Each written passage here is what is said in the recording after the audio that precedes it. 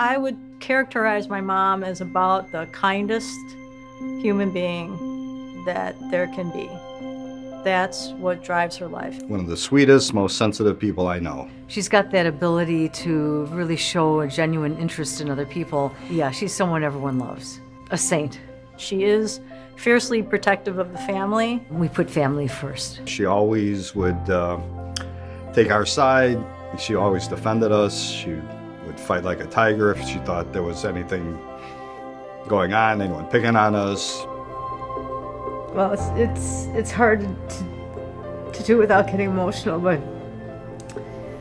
I think it's amazing how much it stays with you, how your parents treat you. What I remember growing up is that my parents' house on the north side of Chicago was the party house, the gathering place for the family.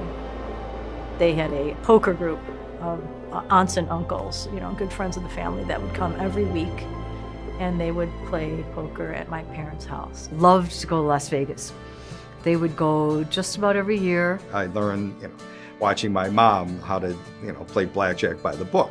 They were always Cubs fans, and the game was always on. Well, you can't really live in this neighborhood without being a Cub fan. I mean, it's just everywhere. You could just go early and stand in line around the outside of Wrigley Field, and it would be a whole day of being in the bleachers and being in the hot sun and eating hot dogs. I host the regular blackjack tournament every week at Artis, and everyone has a great time. What could be better than to have your own son be the house blackjack dealer at Artis? That's something that's actually helped Martha really thrive. She gets a smile on her face anytime you talk about a Cubs game. We know when the games are to put them on for her.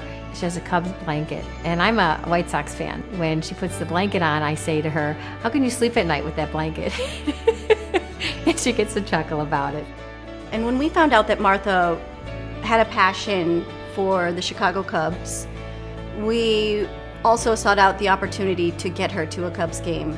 I know that she's endured a lot of hardship in her early life. She was interned with all the other Japanese Americans, 100,000 on the West Coast. Never complained. She always had a good word about growing up. But I think that speaks to her optimism and why she is so free. I think she uses that not as a deficit, but as a force to continue.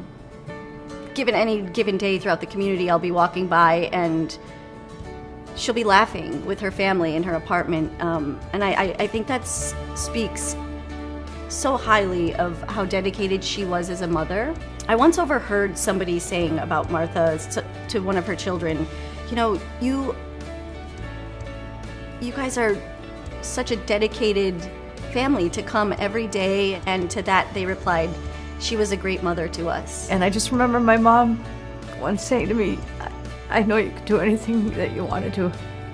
And that has always stayed with me. Yes, I love her very much, of course. Love.